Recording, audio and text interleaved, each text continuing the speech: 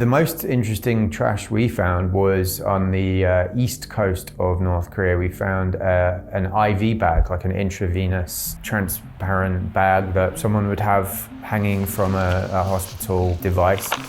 It's a cold February day and we are on Yeonpyeong Island, searching the beach for trash, specifically North Korean trash that washed ashore. Yeonpyeong is a South Korean island near the disputed sea border with North Korea. And from here the North Korean shore is just 4 kilometers away and easily visible with the naked eye. During the pandemic, this is as close as you can get to the DPRK. And it turns out, it is not that hard to find North Korean trash, if you know what you are looking for. But why would anyone on the beach want to scour for North Korean trash? Since North Korea sealed its border in February 2020, most foreigners, such as diplomats and aid workers, have left the country.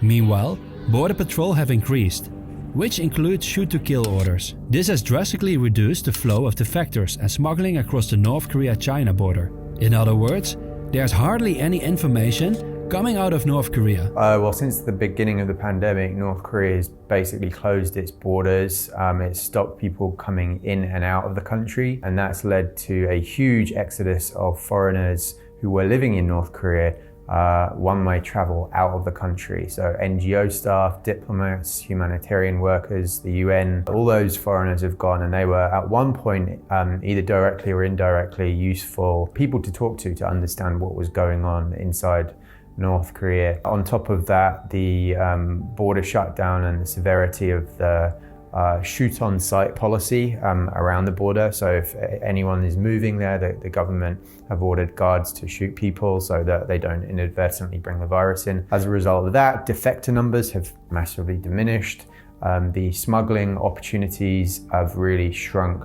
And that means that there is less informal communication between North Koreans inside and outside of the country. All of this together has really suck the oxygen out of the information ecosystem. But hopes are not all lost. Examining North Korean trash is one of the few ways to observe North Korea's economy during the coronavirus pandemic. And it is more revealing than you may think. Trash can tell us what North Korea can import and produce and how it markets products in perhaps the least capitalistic country in the world. This North Korean nutritional supplement, featuring English and German language instructions, suggesting the product was intended for export. Anorexia is among the conditions it claims to remedy. How do we distinguish North Korean ephemera from South Korean ephemera on the beach? The main things I usually look out for are very simple. The Korean word kongjang, which means factory. All of the North Korean products that you find on the beach, usually at the very bottom, have the name of the factory that's producing them, and at the top you normally get the brand. That's the most obvious indicator. During Kim Jong-un's rule, North Korea has put more effort in packaging design.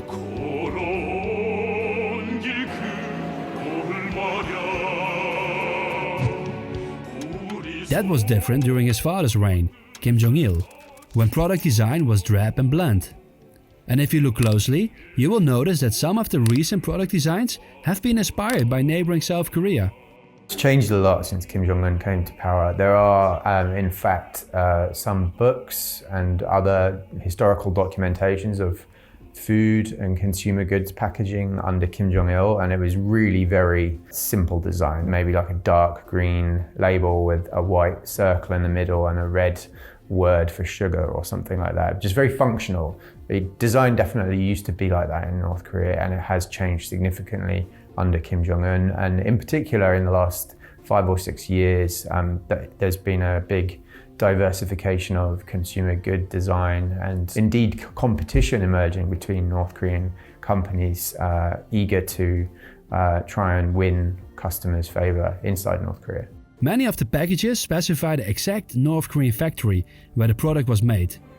In some cases, the factory is a known military facility, a detail that can indicate what products the North provides to its soldiers. The most interesting trash we found was on the east coast of North Korea. We found an IV bag, like an intravenous transparent bag that someone would have hanging from a hospital device while recovering from some kind of operation. And it was interesting because it was there was a significant amount of German written on it, so it looked like it had been designed for export. But we had some German speakers with us, and they said that the German was not really of a very good quality, like Google Translate kind of thing.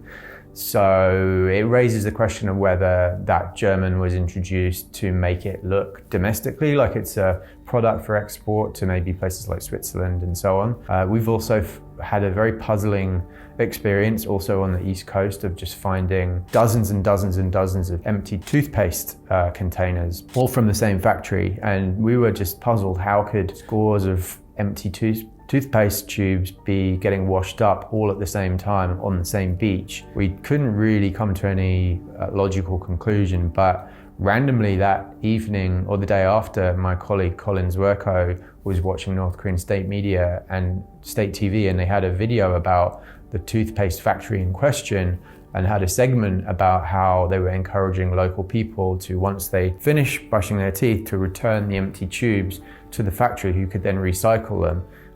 Which we thought may be something to do with how maybe a pallet of these things maybe fell into the sea and just ended up in South Korea. But it is not just consumer products, because between all the trash we find propaganda leaflets.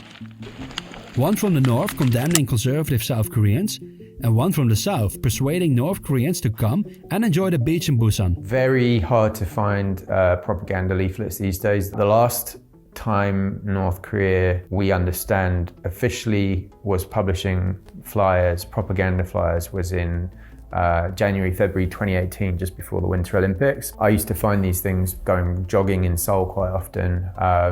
Every weekend at one point I was finding dozens of them. My friend going walking his dog near Bukhansan mountain was finding them also. But they did stop, and we believe that's part of the inter-Korean rapprochement process. North Korea made a big thing about South Korean leaflets, and I think the quid pro quo was that they stopped producing North Korean leaflets to de-incentivize South Korea from doing the same, or from allowing NGOs and human rights groups inside South Korea to do the same. The stacked up trash illustrated just how close Yeonpyeong is to DPRK territory, but you can also find your luck elsewhere. South Korea's east coast is another great place to search the beaches. For the trash on Yeonpyeong Island, a possible source could be the North Korea city of Haeju, located just 28 kilometers from the island and has a population of roughly 250,000 people. But then we are talking about an estimated 20% of the trash. It is mostly Chinese trash that we find, coming from the dozens of Chinese vessels in South Korean waters. 북한 낚시 사람 너 많이 와요? 저기 경계 봤잖아요. 경계 네. 삼해리 네. 그쪽에서 넘어올까봐 북한 경비정이 있어요. 네. 우리가 넘어갈까봐 경비정이 있어요. 그래서 서로 못 봐. 중국 어선이 중간 경계에 왔다 갔다. 그래서 여기 중국 수락이 많이 있어요. Also, until the coronavirus, at least, Chinese products were sold at large inside North Korea, so that would be another potential source. When I went to the East Coast, in contrast, there was actually quite a lot of Russian trash. That would be presumably swept in from fishing vessels from Vladivostok and places like that in the far east of Russia.